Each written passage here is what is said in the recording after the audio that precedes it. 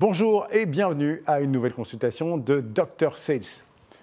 Aujourd'hui, j'ai envie de vous parler de nos meilleurs ennemis. Oui, vous savez, nous les redoutons, nous les détestons, nous tentons tous les trucs et toutes les stratégies pour les éviter et eux, de leur côté, font tout pour nous empêcher de vendre. J'ai nommé les acheteurs professionnels.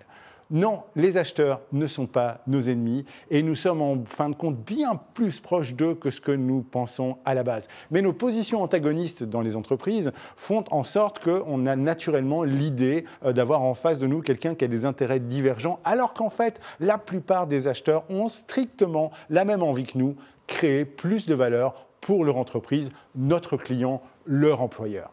Il faut comprendre d'abord que les acheteurs sont comme nous dans une position assez délicate dans les entreprises parce que c'est un job mal compris et souvent mal considéré. On les voit comme des cost killers, on les voit comme des empêcheurs d'acheter en rond, on les harcèle aussi bien en interne pour obtenir plus de marge, pour obtenir des produits qu'on leur a commandés, mais en externe aussi, on les harcèle pour pouvoir présenter les produits, présenter les offres et ainsi de suite. Et ils se sentent très souvent bypassés. Évidemment, nous, de l'extérieur, nous tentons tout pour essayer de passer au-dessus, passer au travers. Et à l'intérieur des entreprises, il n'est pas rare d'avoir énormément de managers qui essayent de ne pas passer par la fonction achat pour acheter des fournitures ou pour trouver de nouveaux fournisseurs avec lesquels ils apprécient de travailler. Et donc, ils se sentent comme nous, comme les vendeurs, très souvent en fait déconsidérés et c'est extrêmement dommage. Et souvent, comme nous, ils sont frustrés, énormément frustrés, parce qu'on les évalue trop souvent sur des chiffres froids, sur des résultats immédiats, alors qu'ils préféraient aussi, eux,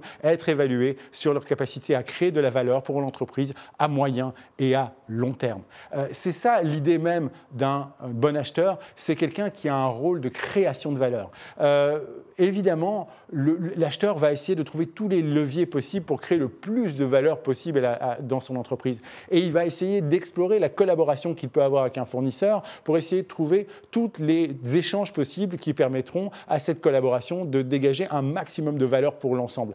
Évidemment, si nous-mêmes n'arrivons pas à lui montrer qu'on peut apporter d'autres valeurs que simplement de la marge et du prix, alors à ce moment-là, la discussion tombera inévitablement sur la marge et sur le prix. Mais si nous arrivons ensemble à dresser des stratégies de coopération, à optimiser la livraison, à diminuer peut-être les temps de traitement, à améliorer la logistique, à améliorer la partie assurantielle, que sais-je, ou même encore à avoir des échanges de leads ou des échanges de marché qui nous permettent de grandir ensemble, alors croyez-moi, vous trouverez des acheteurs beaucoup plus réceptifs.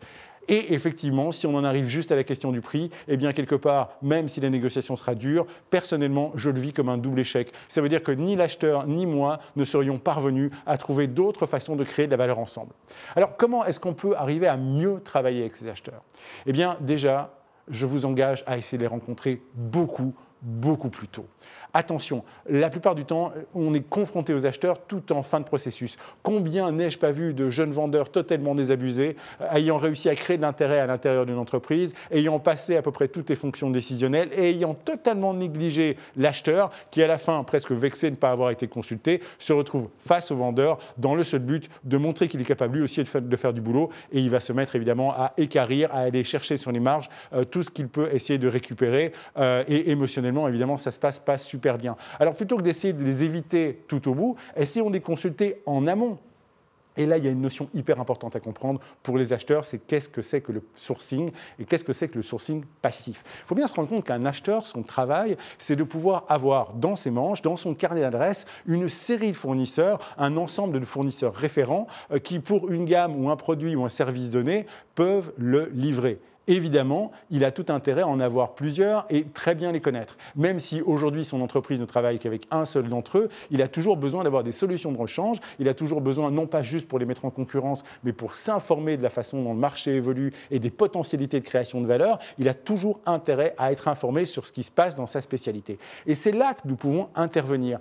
On peut les aider à être plus créatifs. On peut les approcher de façon beaucoup moins transactionnelle en essayant simplement de leur faire passer un bon de commande avec une approche beaucoup plus relationnelle, je vais presque dire, et de façon très aimable, lobbyiste, en lui apportant beaucoup d'informations. Comment faire dès lors? Eh bien, la première chose à faire, c'est de mieux les cibler et de mieux les comprendre. Aujourd'hui, grâce aux réseaux sociaux, vous pouvez regarder le profil de la plupart des acheteurs et vous constaterez que la plupart des acheteurs mettent leur spécialité d'achat sur le profil. Et oui, pourquoi contacter un acheteur pour lui vendre quelque chose qui n'est pas dans sa spécialité d'achat? Ça vous paraîtrait complètement idiot si demain je vendais des voitures, que quelqu'un vienne chez moi acheter des stylos. Ça n'aurait aucun sens. Et pourtant, pas mal de commerciaux, en ayant juste isolé la fonction achat, essayent de leur vendre des choses qui ne sont absolument pas dans leur scope d'achat. Première erreur donc, ciblons-les beaucoup mieux, essayons de bien comprendre quel est leur champ d'action et ce qu'ils visent à acheter.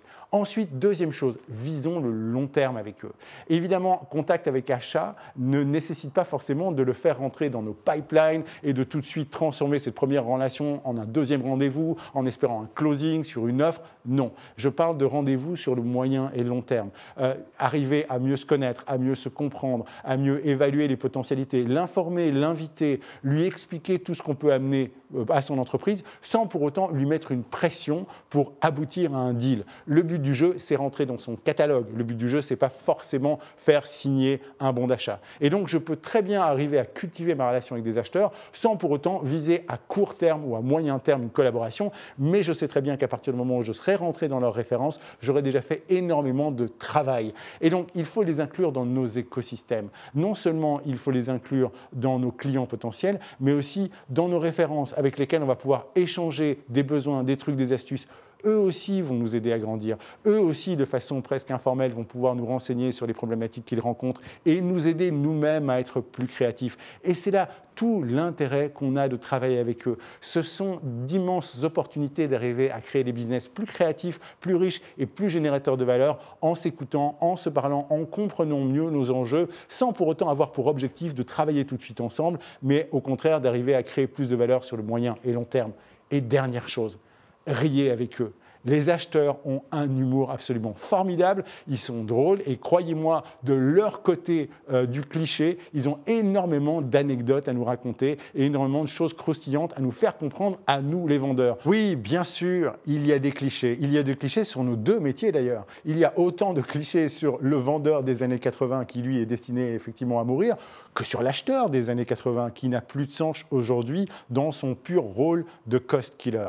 Donc de grâce, à partir d'aujourd'hui, si vous connaissez votre spécialité métier, analysez qui sont les acheteurs influents dans vos domaines d'activité, contactez-les sur le long terme, profitez des outils numériques pour pouvoir commencer à créer du lien avec eux, pas transactionnel mais relationnel, pour essayer de les informer et pas de grâce les bomber, les harceler, leur envoyer plein de propositions, mais simplement vous faire connaître d'eux et vous faire rentrer dans leur catalogue de références et surtout vous informer sur les besoins constants de création de valeur de leurs entreprises. Nous nous retrouvons bientôt pour une prochaine consultation de Dr Sales. N'oubliez pas que la santé de votre entreprise dépend avant tout de la santé de vos ventes.